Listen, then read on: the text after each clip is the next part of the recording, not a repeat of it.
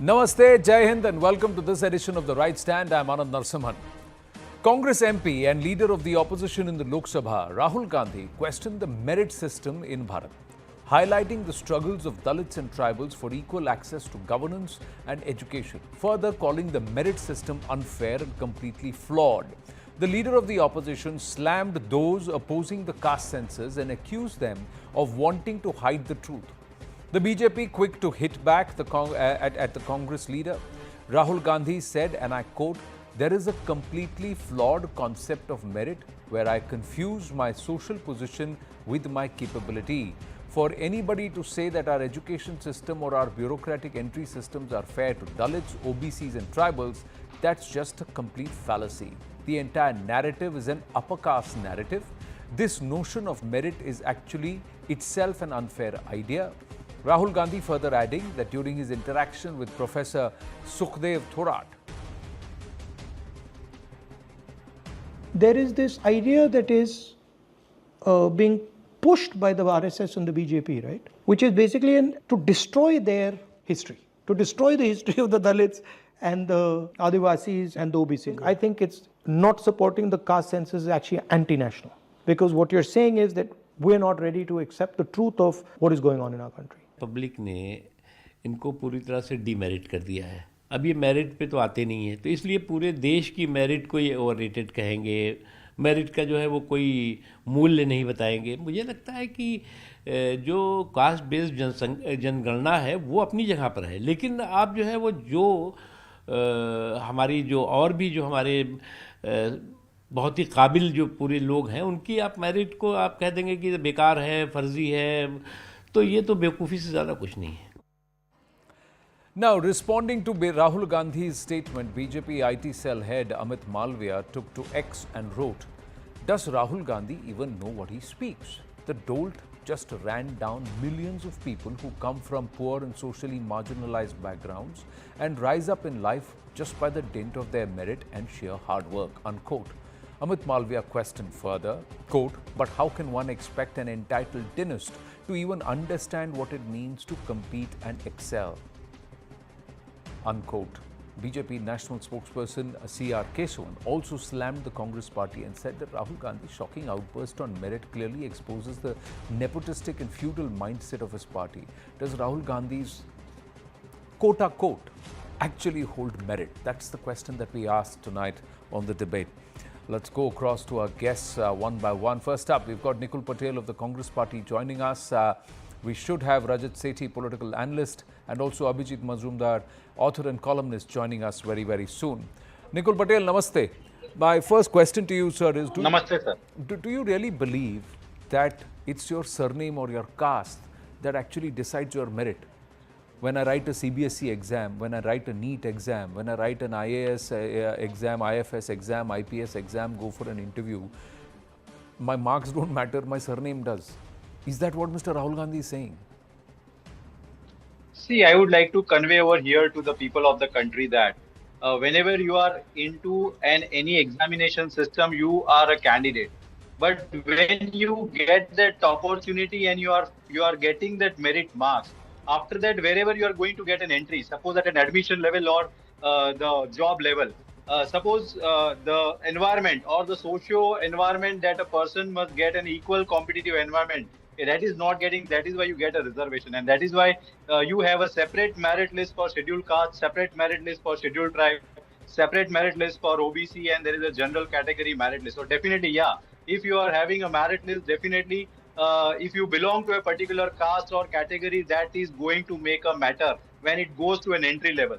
Now, what Rahul Gandhi ji was quoting over here is that I would like to just convey that there is a mindset who are in the upper caste that those people who are having low merit are not entitled to get into the system, and that is what he wants to convey to the people of country, and that is what the entire thing he wants to say.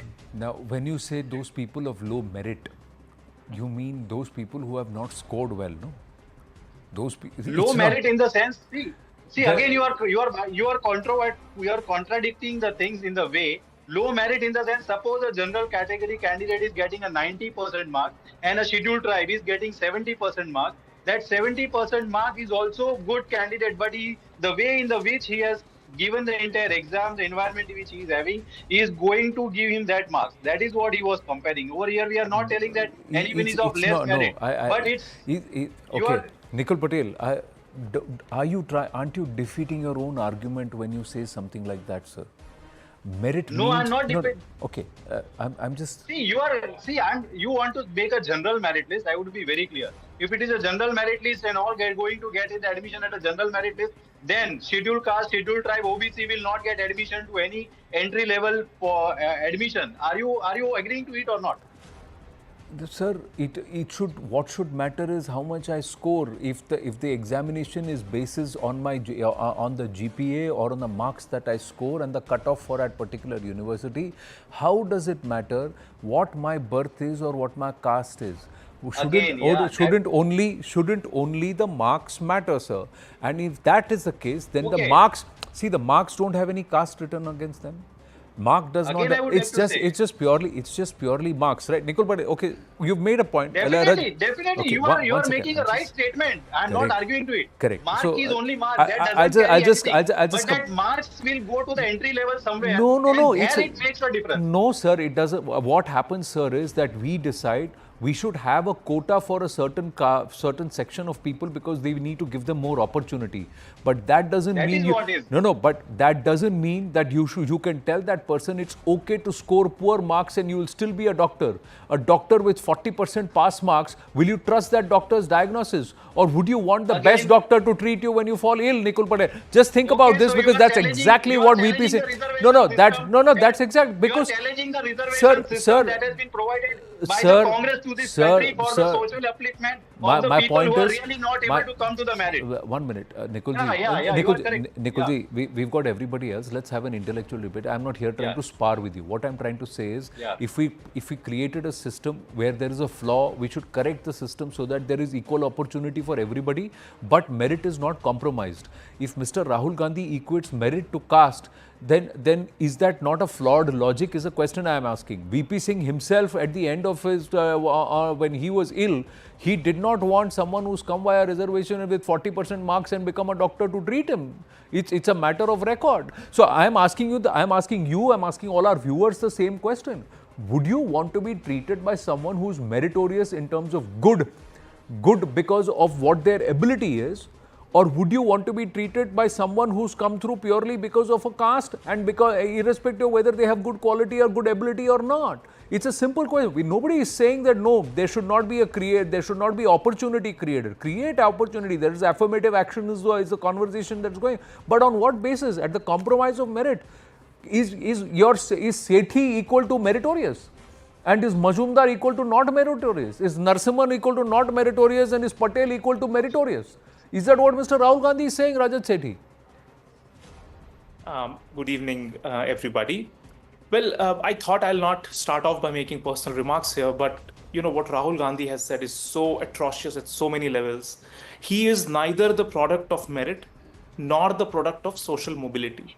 So he does not understand, he has never internalized the concept of merit. He has also not been a beneficiary of the social mobility system. So he also doesn't understand what it feels to be a Dalit. How does our oppressed communities would want to be treated in systems vis-a-vis merit? He doesn't understand any of it. Neither is he a professor of sociology who has done some unique study to reach to a conclusion, which I'm quoting, by the way. He said, merit is absolutely a flawed concept. This is what he said. I just want to genuinely understand from him, what data is he referring to? What kind of assessment? I mean, how did he reach to this conclusion that merit is a flawed system? Did he refer to any research paper? Because he himself is incapable of doing that. Secondly, how did he himself rise on and become the leader of the party? When you did not even allow the space for a Dalit leader who is only a de jure kind of a president in the party. You don't even consult him for important reforms in the party. And you yourself trusted you just because you belong to family.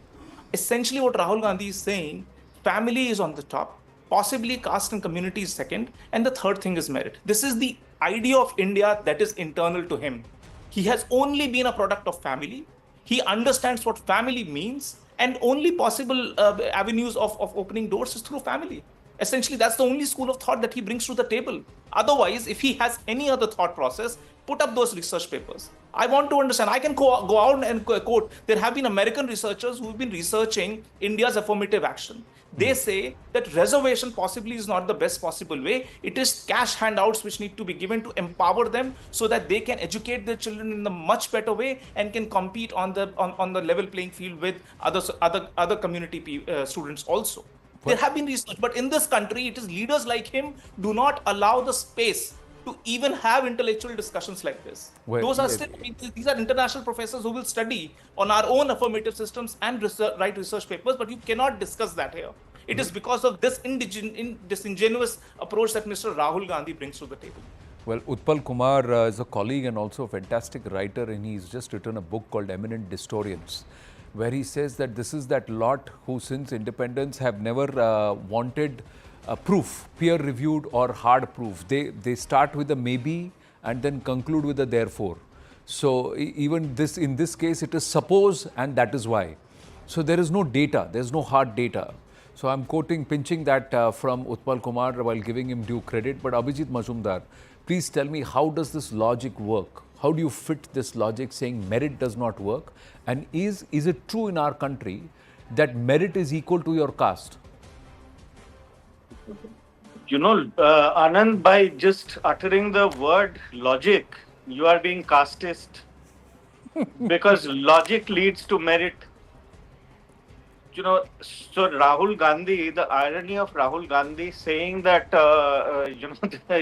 merit is as a concept deeply flawed is so ironic. He has never lifted a spoon, perhaps with merit or because of merit. He is commenting on what he is essentially doing is basically parroting the critical race theory of the West, of the woke West, of the far left West, which propounds that there should be endemic counter racism against whites. And everything that is, logical, merit-based, nothing matters, because at some point of time, 500 years ago, 600 years ago, 300 years ago, my parents my ancestors had to go through slavery or some kind of disadvantage, or even through the years there has been, disadvantage, which is why nobody who has any merit should be given any respect in the entire system. There should be a complete blackout of anybody with merit. Just think about, a upper caste boy who comes from a poor family, or even a Dalit person, or, a EBC girl who's actually putting tremendous amount of effort in sports or academics or arts and anything to come up, and she is told that, why are you doing all this? Why are you putting in 16 hours of hard work to get where you are? Because this as a concept is deeply flawed. Because it has to be, everything has to be quota, and essentially the subliminal attack, Anand, I believe, is on Hindutva, because Rahul Gandhi and the Congress is finding it very, very difficult to overcome the challenges, political challenge that Hindutva has posed. That Hindutva, brings together all, it subsumes the whole caste divisions to a, really great extent. So he is trying to constantly hammer away, chip away at caste fault lines to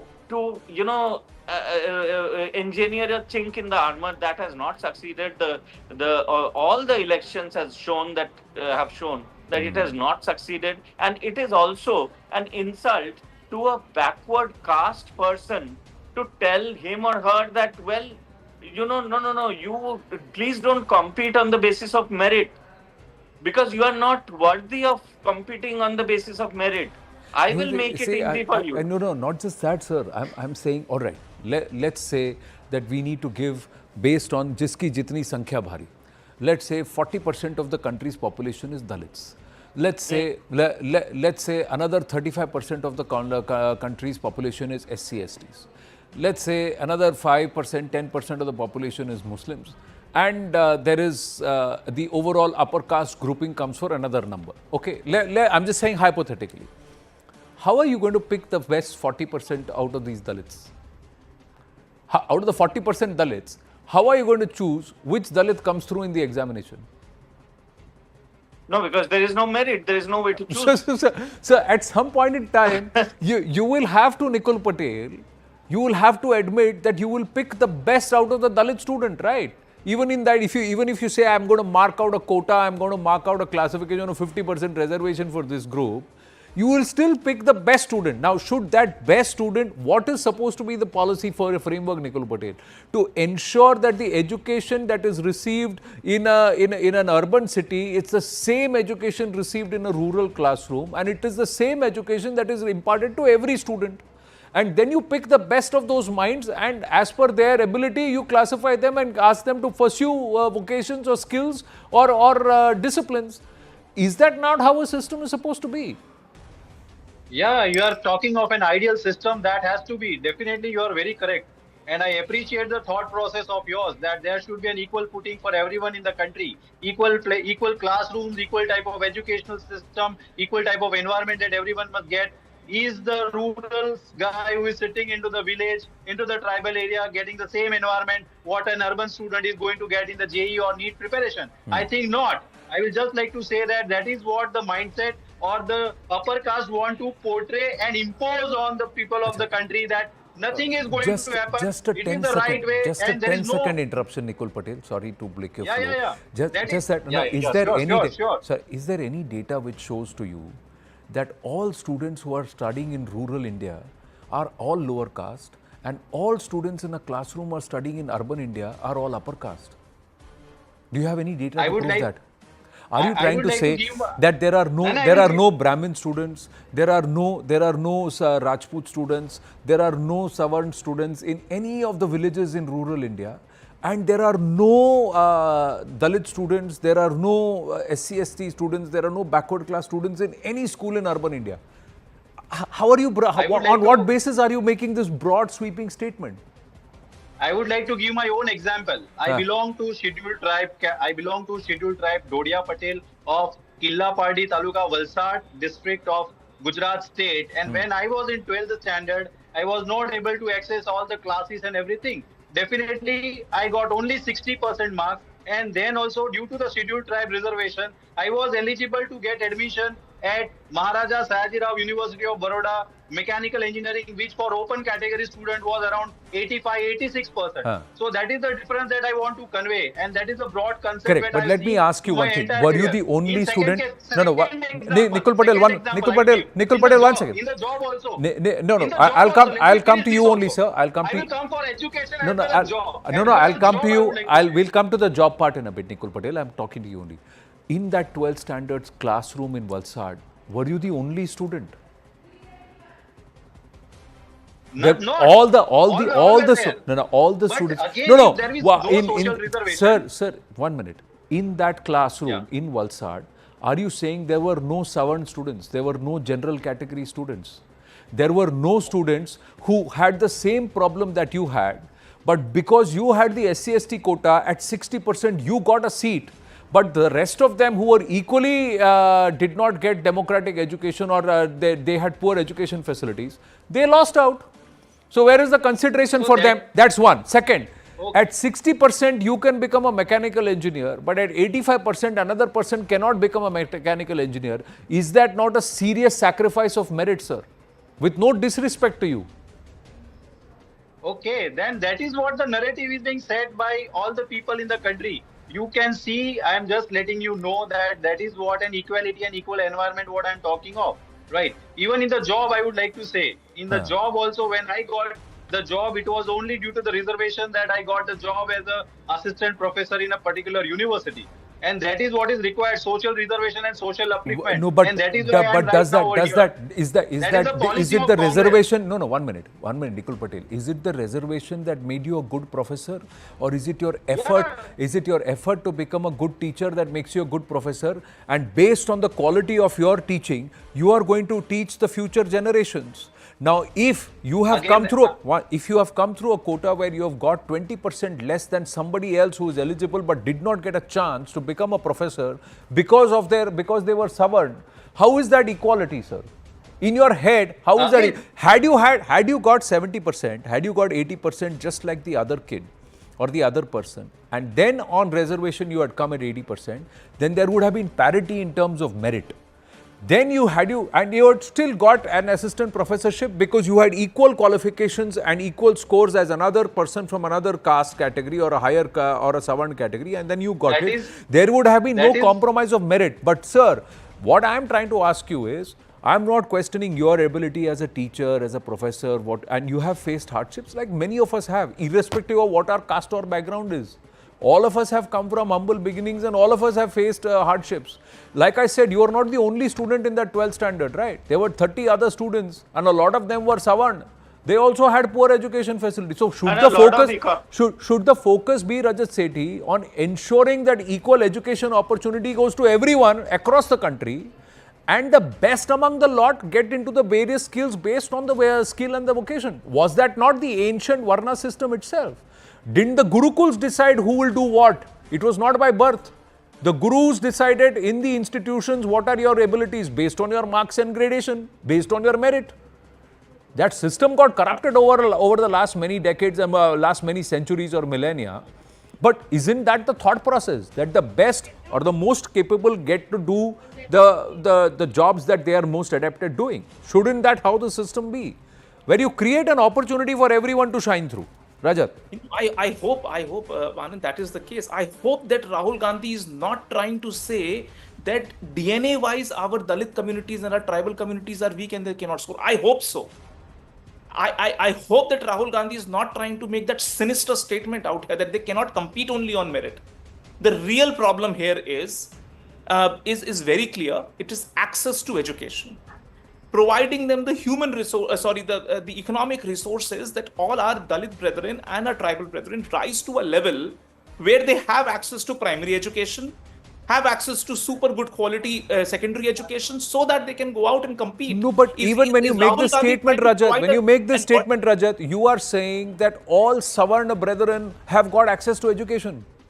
There are no poor Brahmins at all. Sir, 4% Brahmins in the country, data shows at least 60% of them are below the poverty line or they are poor. So, Absolutely. So what I'm trying to say is, we are ourselves typecasting certain groups of people to be rich, certain people to be poor. Haves and have-nots at the end of the day. But haves and have-nots can be across societal structures, right? Absolutely, 100%. This is why EWS reservation stood the test of Supreme Court, because there were segments of society which required state help to actually provide affirmative actions to state, basically based on economic status. I mean, there is one gentleman here from Gujarat. I can tell you there's a whole bunch of people in Meitei who are struggling till date to get an ST status. They, by all logical explanation, they should be scheduled tribes, but because nobody in Delhi cared about them. But them getting a classification as scheduled tribe, does it take away that they should not be meritorious, capable and able? Absolutely. So, Abhijit Majumdar, that's where I'm saying. They should get a scheduled tribe, scheduled caste status or a reservation because they are meritorious and they are not getting a chance. Because they are bright, they are intelligent minds, they are smart minds, they are capable people, but they are not getting a chance. It should not be that they will get a chance even if they are not capable, because I have to give it to them.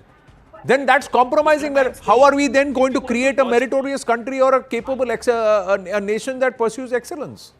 100%. See, there is no doubt about Abhijit, what you're saying. final word. The logical flow of what Rahul Gandhi said, his counterfactuals actually point to that level, that there is some DNA level issue that the Dalits cannot compete on merit, which is sinister. That is what I'm trying to hint at. His entire logical argumentation is supremely flawed. And Dalit brothers and our tribal brothers should Many believe the entire argument is flawed because it's bereft of logic. It's not about Mr. Rahul Gandhi's personal lifestyle or his background. No, it's the point of view that he's taking as leader opposition. Is it Is it educated? Is it backed by data? Is there any number data that he can prove, or is it a suppose and therefore case? Abhijit Majumdar, final word. Have to wind up after this. Yeah, so as I as I said, Anand, he is infantilizing the lower castes.